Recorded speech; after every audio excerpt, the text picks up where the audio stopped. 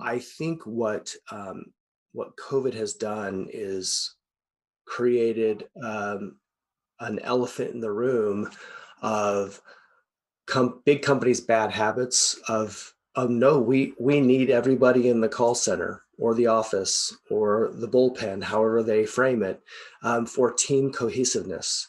When the reality is most workers drive for an hour to an office. They sit in their office or cube with headset on, interacting with customers all day, except for breaks and lunches, and then commute back home at night. There's no team cohesiveness happening. So now we're seeing that that wasn't true, right? And what it comes down to is I think companies, they controlled that because they could and they felt like they were in control, but that wasn't really in the realm of what they could really control. They could really control an environment, create an environment where we give people, and this was my transition from corporate to individual of, I saw on teams where we gave them a framework, and them being the team, each team member, a framework of, hey, here's our core values. This is what we want to deliver every time, a skeleton. So we all have the same 206 bones, absent illness or injury. However, we all look different, we move different, we think different, and those differences are pretty powerful when working with consumers.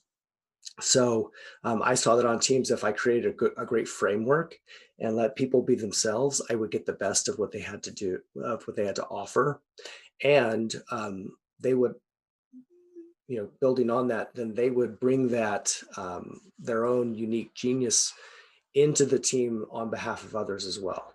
So it was bringing the best of the individual and having a focus on getting the most out of a team. I then translated that into my own business. So that's what I focus on, is helping businesses understand there isn't a magic sauce or a frame they have to follow. It's in their uniqueness that they draw clients in.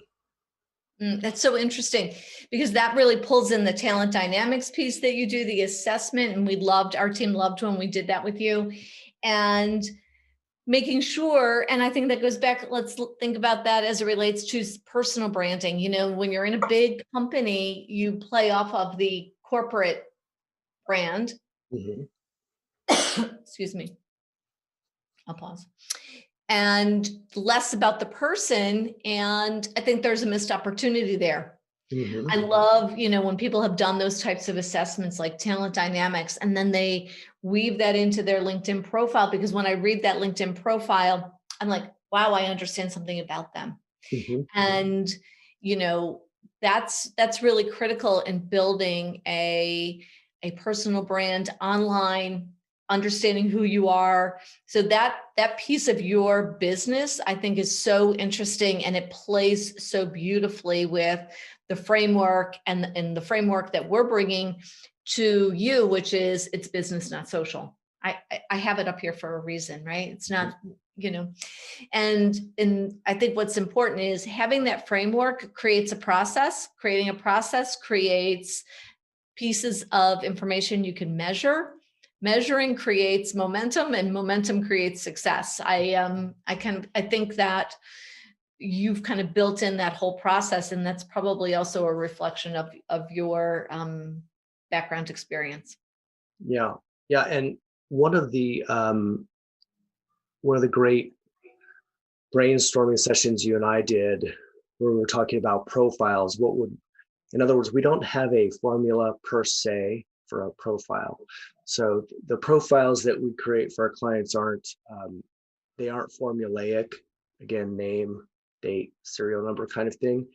Uh, what you had asked out loud was, hey, does this profile say that I'm a star or a creator or a supporter, all talent dynamics profile types, profile geniuses? And that really resonated with me because that helps explain to people why profile writing is important, because the profile should bring up all the things that are important to you in the way that you see the world, in the genius that you bring on behalf of clients, business associates, partners, network, etc.